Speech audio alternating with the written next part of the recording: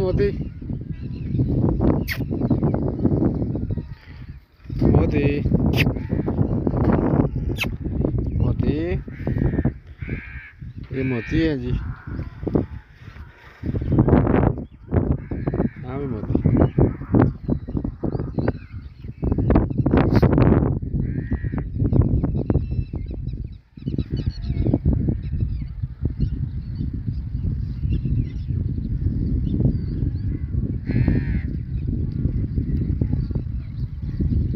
साहब मोती इधर आ जा, घाह नहीं पटना, तेरी बड़ी मेहरबानी। इधर रह, हाँ तेरा डेरा इधर है गया। ये नुकसान करने वाला बंदा ही नहीं है, ये समझदार जानवर है ना। अल्लाह के हुक्म नाल जड़ा ना चंद दिन बाद जड़ा ना डेरा इत्थे हरियाली हरियाली होनी है। इत्थे सारियां बल्लां वगैरह ला देनियां ने, इत्थे सारी बेल होनी है, मौली आंगू बना देने इंशाल्लाह। एक हफ्ते तो बाद जड़ा ना इत्थे व्यू होर नज़र आवेगा। नर्सरी मियाँ जड़ा है ना ये 2-4 दिन बाद हरियाली जान लग जाएगी। क्या बात। एक बार ना नवा नवा लगे पानी बस तू लाई रख इन्हू, पानी लाजमी।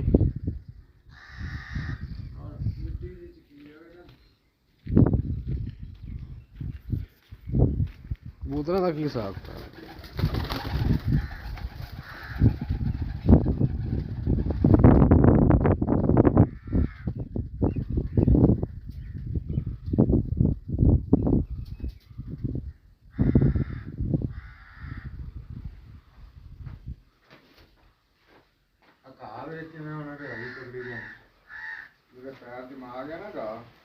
बिल्कुल घाह जड़ा ना हो जाएगा, बस थोड़ी जी मेहनत है। 2-4 दिन की उस बाद जो अल्लाह के हुक्म नाल अपना डेरा भी बस सोहने करके साफ करके जड़ा सही बोल हो जाना।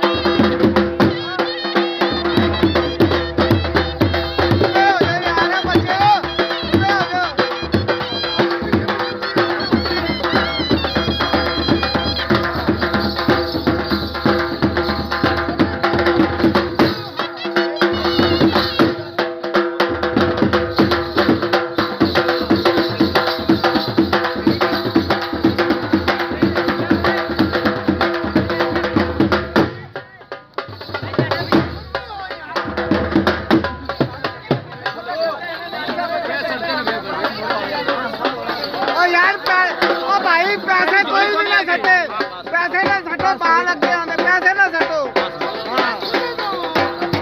ਯਾਰ ਭਾਈ ਸਾਰੇ ਇਹਨੇ ਸੱਟਣ ਪੈਸੇ ਯਾਰ ਬਾਲ ਆਪਾਂ ਨੂੰ ਤੰਗ ਕਰਨਗੇ, ਬਾਲ ਕਰਨ ਦੇ ਜਿਹੜਾ ਕਰਦੇ ਨੇ ਬਾਲਾਂ ਇੱਥੇ ਹੀ ਖਾਣਾ ਹੈ, ਤੂੰ ਬਾਲਾਂ ਨੂੰ ਸੱਟਣ ਦੇ ਜੇ ਤੂੰ